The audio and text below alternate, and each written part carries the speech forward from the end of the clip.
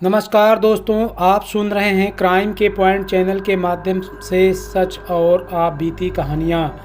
दोस्तों, आज मैं जो आपके लिए कहानी लेकर आया हूँ वो कहानी हमें भेजी है सौरभ जी ने ये कहानी की जो घटना है यह उनके भाई पर आप बीती है। कहानी में जो भी उनके भाई के साथ घटित होता है वो सुनकर ज़रूर आपके रोंगटे खड़े कर देगा। इसलिए शुरू करते हैं दोस्तों। कहते हैं अमावस की रात सबसे खौफनाक रात होती है। ऐसी रात में बुरी ताकतें, आत्माएं, पिशाच, भूत, प्रेत, चुड़ैल, इनकी ताकत बढ़ जाती है। पर जहाँ तक मैं समझता हूँ सभी आत्माएं बुरी नहीं होती। सभी आत्माएं किसी को भी नुकसान नहीं पहुँचाती हैं और उनमें जो भी बुरी आत्माएं होती हैं वह भी दो प्रकार की होती हैं। एक जो आपको सीधे सीधे हानि पहुंचाती है और दूसरी जो आपको नुकसान पहुंचाने से बचाती है, पर शायद उनमें इतनी ताकत नहीं होती जो आपको हानि पहुंचा सके या फिर आपका नुकसान कर सके। ऐसी आत्माएं कोई छलावा और भ्रमित करने की कोशिश करती हैं, जैसे कोई बिल्ली किसी चूहे के साथ खेल खेलती है। उस तरह से यह डराने की पूरी कोशिश करती हैं। यदि आप डर गए, कमज़ोर पड़ गए तो फिर इस खेल में आप आसानी से अपनी जान गंवा सकते हैं। पर अगर आप होशियार निकले, जानकार हुए या फिर आपकी किस्मत अच्छी हुई तो फिर आप इनके चंगुल से बच सकते हैं। शायद उस रात मेरे भाई की किस्मत अच्छी थी। उन दिनों वो बोर्डिंग स्कूल में पढ़ता था। साल 1993 में वो 9वीं कक्षा में पढ़ रहा था। उस बीच किसी त्यौहार के कारण हमारे स्कूल में छुट्टियां शुरू हो गई थी। अगस्त का महीना था। मैं उसी दिन दोपहर को स्कूल से घर के लिए रवाना हो गया।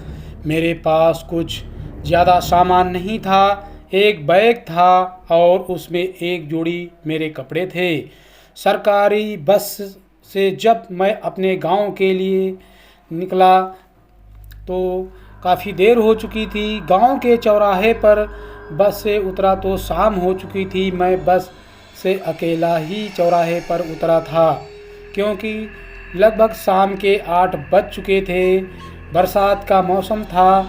अब चौराहे से लगभग 2 किलोमीटर पैदल हमें गांव जाना था। सभी दुकानें भी बंद हो चुकी थी। चारों तरफ सन्नाटा ही सन्नाटा था। गांव जाने का रास्ता एक घनी आम की बाग से होकर था। आसमान में बादल होने के कारण बहुत घना अंधेरा भी था। अंधेरे के कारण रास्ता भी ठीक से नज़र नहीं आ रहा था। दूर घरों की रोशनी धीमी धीमी दिखाई दे रही थी। चारों ओर सन्नाटा ही सन्नाटा पसरा था। अब मैं धीरे धीरे गांव की ओर कच्चे रास्ते से बढ़ने लगा। लगभग 10 मिनट चलने के बाद मुझे रास्ते में कुछ हलचल सी सामने दिखाई दी। ऐसा लग रहा था कि 2 लड़कियां आपस में कुछ बातचीत करती हुई मेरे आगे आगे चल रही हैं। मैंने थोड़ा और आगे बढ़कर देखा कि 2 लड़कियां बीच रास्ते में खड़ी हैं और उनका चेहरा दिखाई नहीं दे रहा है। उनकी उम्र मेरी ही उम्र जितनी थी। मैं बिना कुछ आवाज़ किए उनके बगल से गुजरने लगा कि तभी उन्होंने मुझे धीरे से आवाज़ दी और बोली, आगे मत जाओ, आगे खतरा है, यहाँ से वापस चले जाओ। पहले तो मुझे उनकी बात अजीब लगी कि इतनी घनी रात को अंधेरे में और वो भी रास्ते के बीचों बीच कौन लड़कियां खड़ी हैं। मुझे लगा कि शायद ये लड़कियां रास्ता भटक गई हैं, कहीं गुम तो नहीं हो गई हैं या फिर ये कहीं अपने गांव के जाने से डर तो नहीं रही। मैंने उनके पास जाकर पूछा, कौन हो आप और किस गांव से हो? उन्होंने फिर वही कहा, आगे मत जाओ, यहाँ से वापस चले जाओ।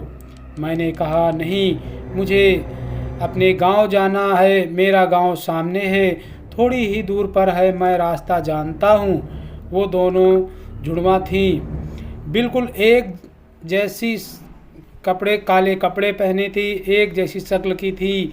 मैंने उनसे कहा, क्या तुम्हें अपने घर नहीं जाना? उन्होंने मुझे कोई इसका जवाब नहीं दिया। उन्होंने फिर से वही कहा, यहाँ से आगे मत जाओ, वापस चले जाओ। इस बार मुझे अजीब लगा, आसपास से मांस जलने की बू आ रही थी। अब की बार मैं उनकी बात पर ध्यान दिए बिना आगे बढ़ने लगा। मैं ऊंचे नीचे रास्ते से धीरे धीरे टटोलते हुए आगे बढ़ रहा था। कुछ दूर आगे जाने के बाद मेरा पीछे देखने का मन हुआ। वैसे मैं पीछे मुड़कर देखना तो नहीं चाहता था, क्योंकि उनकी अजीब हरकत से मैं डरने लगा था। फिर भी मैंने धीरे से गर्दन घुमाकर पीछे देखा तो वो दोनों लड़कियां वहां से अब गायब हो चुकी थी। ऐसा देखकर मेरा दिल ज़ोर ज़ोर से धड़कने लगा और मैं तेज़ चलने लगा। अब मैं काफ़ी तेज़ चलने लगा था। चलते चलते कुछ दूर आगे देखा कि 3 औरतें सफ़ेद साड़ी पहने हुए दिखाई दे रही थी। वो धीरे धीरे चल रही थीं और पूरे रास्ते को घेर कर चल रही थी, मुंह को ढके हुए थी। मैं ये देखकर और तेज़ चलने लगा था, लेकिन मैं जब 3 कदम चलता तो वो 1 कदम चलती थी। इस तरह मैं उनके पास धीरे से पहुंच गया। अब मैं उनके बराबर चल रहा था, लेकिन तभी मैंने सोचा कि ऐसे ही चलता रहा तो मेरे साथ ज़रूर कुछ बुरा हो जाएगा। मैं बहुत डरा हुआ था। फिर मैंने सोचा कुछ और तेज़ चला जाए और उनके बगल से आगे निकल जाता हूँ। अब मैं उनके एक तरफ से आगे निकलकर भागने लगा और आगे जाने के बाद हमें एक औरत के हंसने की आवाज़ सुनाई पड़ी। हा हा हा हा हा। मैंने पीछे मुड़कर देखा, तब मेरी जान मेरी हलक में आ गई। उन तीनों के चेहरे एक जैसे थे और मेरे पीछे पीछे आ रही थी और वो मुस्करा रही थी। ये देखकर मेरे रोंगटे खड़े हो गए, पूरा शरीर कांपने लगा और मैं भागने लगा, तेज़ी से भागने लगा। गांव की हल्की हल्की रोशनी को देखकर मैं भागा जा रहा था। सांस फूलने के बावजूद मैं भागा जा रहा था। मेरे चप्पल भी निकल गई थी। मैं पूरी तरह से लेकिन भागा जा रहा था। मैं एक बार टकराकर ज़मीन पर भी गिर गया। मुझे लग रहा था कि मैं अब किधर जाऊं। मैं पीछे मुड़कर बार बार देख रहा था, लेकिन मेरे पीछे कोई नहीं था। लेकिन जैसे ही मैंने सामने देखा तो वो तीनों औरतें मेरे सामने खड़ी फिर से दिखाई पड़ी और मेरी तरफ आ रही थी। वही सफ़ेद कपड़े, वही सफ़ेद आँखें और चेहरे पर भयानक मुस्कान। मैं अपनी तरफ आता देख फिर से भागने लगा। अब मेरे भागने की गति और तेज़ थी। मेरी सांस फूल रही थी, क्योंकि मैं लगभग पिछले आधे घंटे से दौड़ रहा था। दूर हमें आग की जलने की रोशनी दिखाई दी। लगा कि मुझे कोई मदद के लिए वहाँ पर मिल जाएगा। मैं बस दौड़ रहा था कि जब मैं आग के पास पहुँचा तो पता चला कि वो शमशान है। वहाँ पर चिता जल रही थी। अनजाने से मैं शमशान पहुँच गया था। अब मैं रोने लगा था। मुझे फिर से औरतों की हंसने की आवाज़ सुनाई दी और ऐसा लग रहा था कि मैं किसी जाल में फंस चुका हूँ। लेकिन थोड़ी ही देर में हमें फिर से वो 2 लड़कियाँ दिखाई देती हैं। वो कहती हैं, हमने कहा था ना, आगे मत जाना, आगे खतरा है। उनसे कुछ कहने की मैं हिम्मत नहीं जुटा पा रहा था।